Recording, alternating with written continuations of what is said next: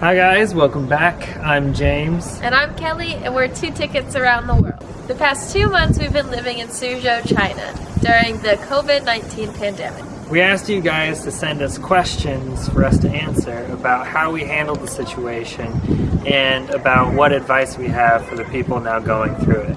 We got a few of our friends that are also living in China during this time to kind of talk about their experience and kind of give you guys advice so you know you're not alone during this whole thing. If you guys are curious to see what it was like the past 2 months, you can go ahead and click the link that's right up here. But make sure you watch this after to know that China is kind of going back to normal and we're not still living in the same scenario we were 2 months ago. My name is Troy Wilkinson. I'm from the United States. My name is Sam. I live in Suzhou. But before that, I lived in Wuhan. Before that, I was a resident of Dorset in England. My name is Julian. I'm from Australia. I'm Eric. I'm from New York City. And I'm Sarah. I'm from New York too. My name's Steven. I'm from China. We decided to stay in China because we do have our 2 cats here in China, and we knew that it wasn't going to be possible for us to leave and potentially not be able to make it back. It didn't seem like a very big problem at the time, particularly in Suzhou. Because my cat's here.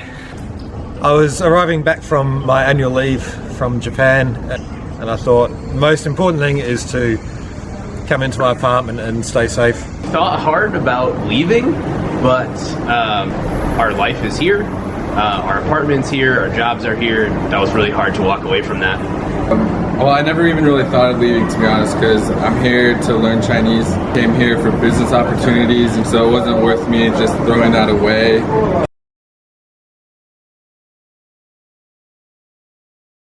In Suzhou, there was not strict quarantine measures in the beginning. That was only for those returning from overseas when the virus started to spread even more. They implemented strict self-isolation, and each compound was able to make their own rules regarding how they wanted to implement it. Our compound was a little bit more relaxed. We were able to come and go, but there's nothing open, so there was really no need for us to leave. Whereas some of our friends, they had curfews, they had to bring their residency, their passport, and everything just to be able to get into their own compound. People here pretty much followed what the government told them to do, and self-isolation or like self-quarantine in your own apartment was definitely upheld by the people of China, and it was very successful because in our province we went almost a full month without having a new case. Pretty intensely. I mean, they all pretty much stayed inside. No one was going out, and the streets were deserted. Everything was closed. You couldn't go anywhere. It was pretty intense. I think for the most part, people fell in line. The government communicated what they needed to, and it was all good. As far as mass purchasing went, we didn't really see any of that. The grocery stores were pretty much fully stocked. The only thing that you couldn't really find was medical masks. Those were bought massively. People bought, more ramen than they would usually, things like this, but no one was really hysterical. I don't know about mass purchasing. I saw a lot of people at the grocery stores buying their everyday food to cook. There's a lot of people, but they weren't going crazy buying everything.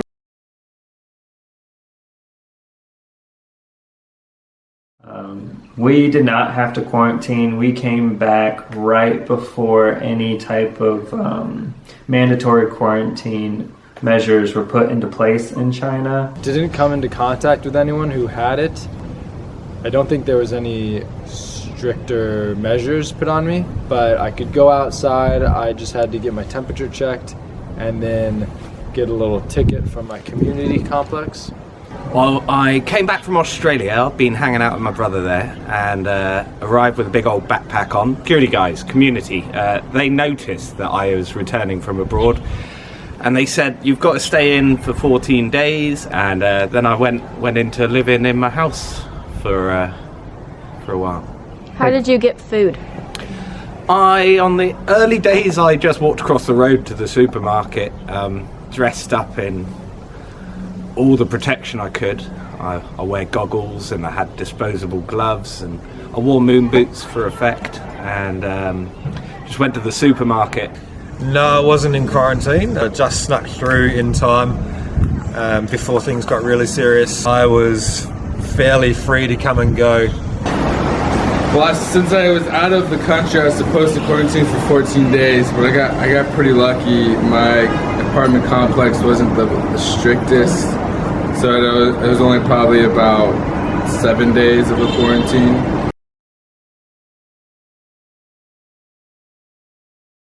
In the beginning, China implemented a regulation that every business is required to pay 1 full month's salary for February, because it wasn't anyone's fault that this was happening. We were paid per class that we taught instead of just having a regular monthly salary.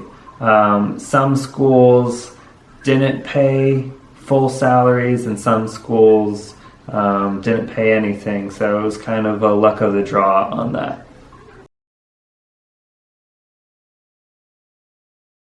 Right now, Suzhou is almost completely back to normal.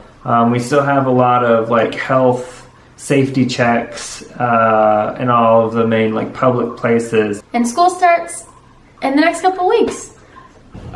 People right now are out quite a bit. I think people got a lot of positive energy now, and I think people, it's hard to tell, but I think people are actually smiling more underneath those masks. I think things are a lot calmer now. The first several weeks, people were a little crazy and hesitant to go outside, but we're able to leave our apartments again, businesses are reopening, and we're able to start enjoying our social life again. Our daily routine was trying to wake up by 8 or 9 a.m., doing a workout. We started a 30-day yoga journey, got to day 16, and then we would eat breakfast, maybe read a little bit, watch some Netflix, play video games, and then finally when classes started, we would teach in the evenings. At the start, obviously, everything shuts down. There's nothing to do. So I quickly tried to get into the routine of waking up a little bit earlier, working out a little bit. I like writing and reading, and I'm also in China studying Chinese, so setting aside time for that was really helpful. I generally like making stuff and doing stuff. I've made several animations, done about 20 paintings, written a lot of poems, made some Heelys, and spoke with people. Got on the WeChat video, speak to my brothers and my family almost every day, and also got in touch with my mates in Wuhan, because of course they've had it far worse than us. Well, I've been in between contracts, in between jobs, so essentially I've had no work, just by chance. So I've been busy doing artwork and using this time to be as productive as I can. I've been seeing it as an opportunity, not a crisis. So we work in the evenings, so we usually get up, have a nice breakfast, do a little workout, watch some TV. We watched through 3 different series during this time. We edited photos from a trip we had taken recently, and then we'd work, have a nice dinner, and go to bed and do it all again the next day.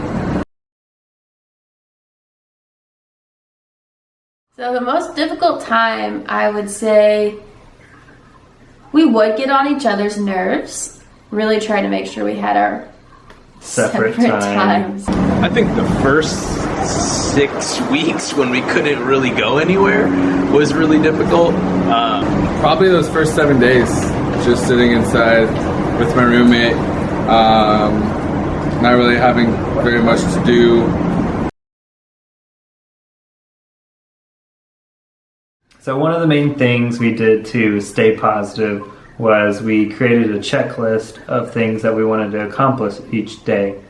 That way we always had something to work towards while we were stuck inside. And I think what also helped keep us positive is we stopped checking social media as much and all the statistics, because the more we read that, the more worried and anxious we became. I think that we tried to find something fun to do every day and work towards other goals that we had had for a long time, but we hadn't had the time to make progress toward achieving those goals. Do something every day. We made ourselves a little calendar. Thankfully, we were working. We had some hours of our day that were taken by that, but then we were trying to fill our time other ways, cooking a lot. We even scheduled days to clean the house, scheduled time to work out, keeping ourselves busy at every time.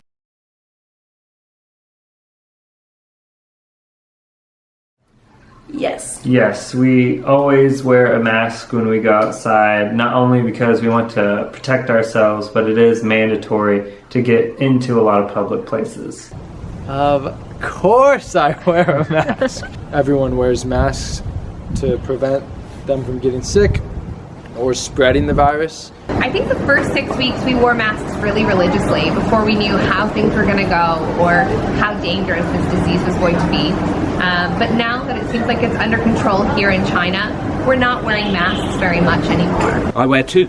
Well, this one isn't for virus, it's for pollution. This one's for virus. By wearing two, not only doubles protection, and because you're meant to change them like every time, can't be dealing with that, so I just wear two for a long time. Whenever I'm out in public, I'll wear a mask. Only when I'm going inside, more so out of respect than out of fear of getting it. We did not get COVID-19. Oh. No, I didn't. Not at all. I hope. I don't think I did. Don't think so. No, I did not. Thankfully, no. Even though we were in Wuhan like 2 weeks before it all started. No, not that I know of. Not that I know of.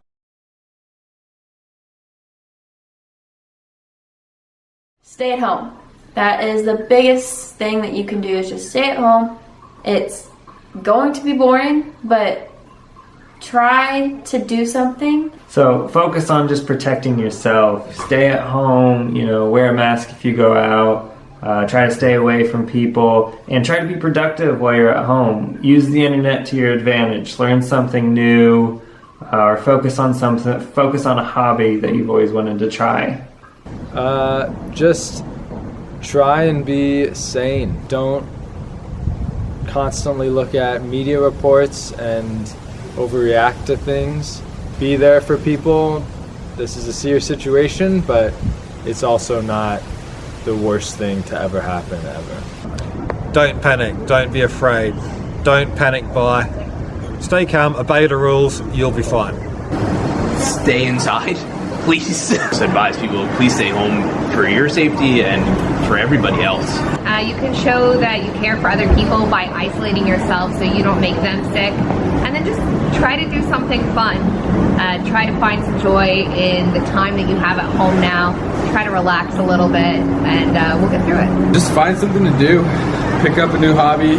Stick with your normal hobbies. Yeah, I sat on the sofa this morning because my family are just going into quarantine in Australia and the UK. So I came up with some top tips. The poem is called Covid-19. Top tips for surviving this thing. Follow this guide, you'll live like a king. Make sure you have the internet. Also try to make sure you own a pet. One helps break the social schism, the other facilitates onanism. It's important that you own a kettle. Keep your living space in fine fettle. One's essential for cups of tea, the other helps keep your dignity. Don't be tempted to sleep through it. Get reading material for when you take a shit. The first will likely send you mad. Toilet philosophizing makes you sad. Embrace apocalypse fashion opportunity. Be yourself with impunity. Why not? You know it's cool. And when solo, you can't be judged at all. Be sure to steer clear of social media. Learn new stuff. Read Wikipedia. Hysterical people are often fatuous. best to avoid becoming vacuous. Try getting drunk on your own. Keep in touch on the phone. It's a funny way to explore yourself. Sharing helps your mental health. Listen to these or don't. They'll likely help or they won't. Thank you for watching our video. We hope this helps you get through COVID-19 and know that you are not alone. If you have any more questions for us, feel free to leave them in the comments below. If you liked the video, make sure to give it a like and subscribe to our channel. Goodbye. Bye-bye.